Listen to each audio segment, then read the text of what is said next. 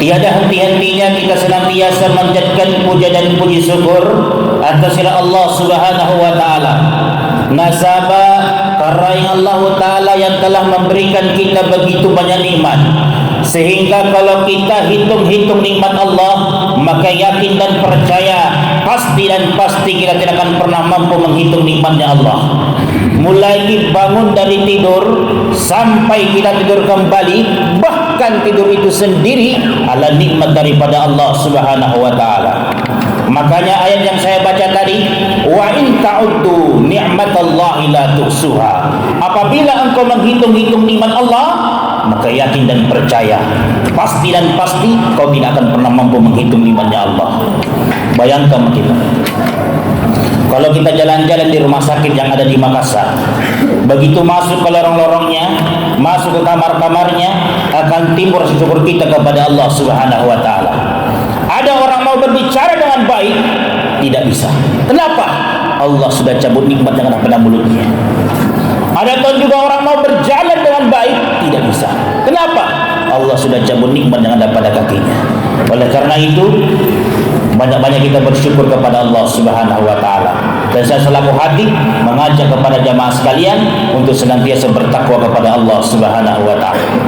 Kemudian salawat dan salam kita haturkan kepada baginda Rasulullah sallallahu alaihi wasallam. Beliau adalah manusia pilihan Allah Subhanahu wa taala yang insyaallah kalau kita mengikuti sunnah-sunnah Nabi, insyaallah selamat di dunia dan akhirat. Hadirin Bapak sidang jamaah Jumat yang insyaallah dimuliakan dan dirahmati oleh Allah Subhanahu wa taala. Dalam satu kitab itu bernama Kitab Al-Bidayah wan Nihayah, karangan Imam Ibnu Katsir, bahwa Allah Subhanahu wa taala menciptakan satu malaikat yang ditugaskan di mana meniup trompet. Siapakah nama malaikat tersebut? Tidak lain dan tidak bukan, dia adalah malaikat Israfil. Begitu Allah perintahkan kepada malaikat Israfil, wahai malaikat Israfil, tiup trompetmu. Maka pada saat itu terjadi hari kiamat. Ketika terjadi hari kiamat, banyak dijelaskan dalam Al-Quran, terkhusus kepada surah Al-Zalzalah. Idza zulzilatil ardu zilzalaha. Apabila bumi diguncangkan dengan guncangan yang begitu dahsyat. Wa akhrajatil ardu athqalaha, di mana bumi telah mengeluarkan beban-beban beratnya yang dikandungnya. Apa beban-beban bumi? Ada gunung pada hari kiamat pun hancur, mengeluarkan apinya, di mana laut-laut tumpah. Sehingga dalam Al-Quran juga dijelaskan, yauma yakunun nasu kal farazil mabsus, bahwa pada saat itu manusia seperti laron yang dihamburkan. Yauma takunul jibalu kalihnil manfus, bahwa di mana gunung-gunung seperti bulu yang dihambur-hamburkan. Maka pada saat itu seluruh makhluk yang hidup mati. Dalam keadaan seperti itu, bahkan malaikat yang ditugaskan meniup trompet itu pun juga mati. Hanya Allah yang tersisa. Pada saat itu, dalam kesendirian Allah Subhanahu wa taala, Allah memanggil mana Firaun, mana Raja Namrus yang menganggap dirinya sebagai Tuhan. Tidak ada, mati semuanya. Sehingga dihidupkan kembali malaikat Israfil. Lalu kemudian disuruh lagi tiup trompet yang kedua. Pada saat ditiup, maka bangkitlah manusia, mulai dari umat Nabi Adam sampai dengan umat yang terakhir mendapatkan kehancuran dunia. Maka berkumpullah manusia di satu tempat yang bernama Padang Mahsyar. Berjuta-juta manusia pada saat itu, mulai dari umat Nabi Adam sampai dengan umat baginda Rasulullah sallallahu alaihi wasallam.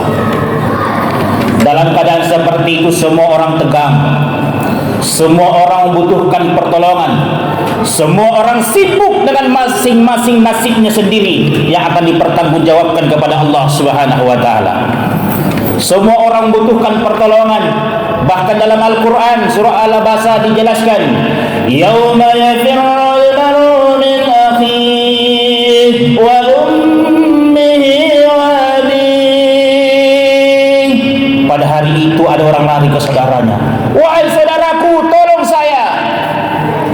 ditolong sama saudaranya. Wa ummihi wa abi, dia lari ke bapaknya, ke ibunya, wahai bapakku, ibuku tolong saya, tidak ditolong sama ibu. Wa sahibatihi wa bani, dia datang ke anaknya, wahai anakku tolong saya, tidak ditolong sama anaknya. Kenapa? Likulli imri'in minhum sya'nun yughni, bahwa pada hari itu semua orang sibuk mempertanggungjawabkan dirinya kepada Allah Subhanahu wa taala. Faman ya'mal mithqala dzarratin khairan yarah, sekecil debu kebaikan yang pernah Anda lakukan di dunia, nanti di pengadilan Allah akan tampakkan segala-galanya. Wa man ya'mal mithqala dzarratin syarran yarah, sekecil debu kejahatan yang pernah kita lakukan, maka Allah akan tampakkan segala-galanya. Makanya pengadilan yang seadil-adilnya, yaitu pengadilan Rabbul Jalal. Di dunia ini memang banyak pengadilan, tapi sulit untuk mendapatkan keadilan.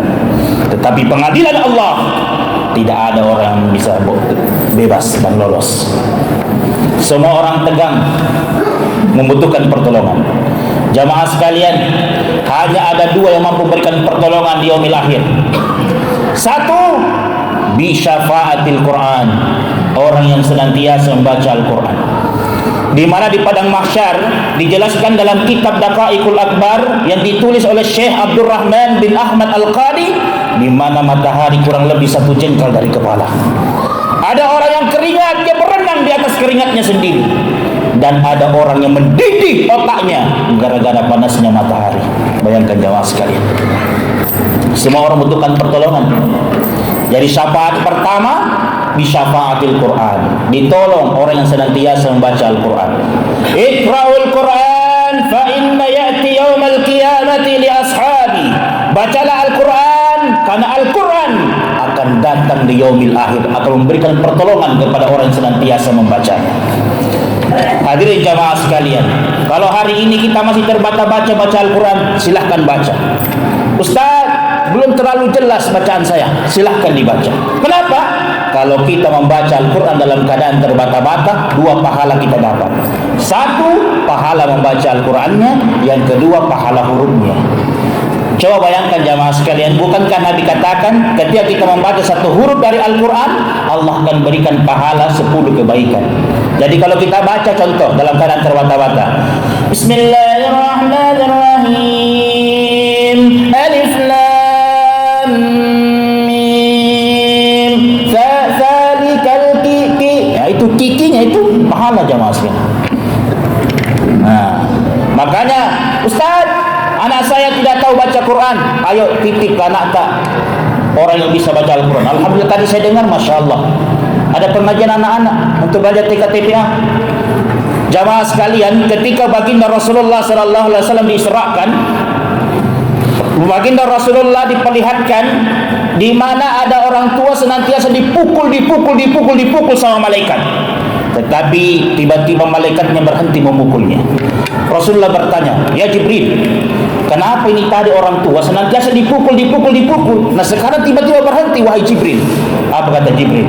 Ya Rasulullah, orang tua itu dipukul tiba-tiba berhenti karena kenapa?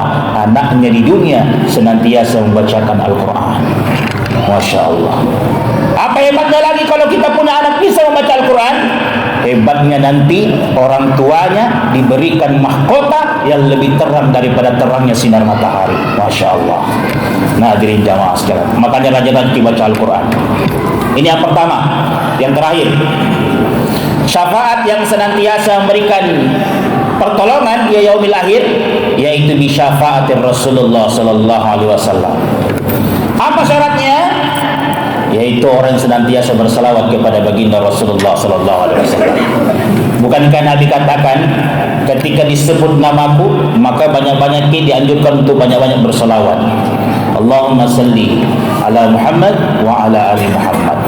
Bukankah juga setiap Jumat khatib senantiasa membacakan ini ayat, Innallaha wa malaikatahu yusalluna 'alan nabi ya ayyuhalladzina amanu sallu 'alaihi wa sallimu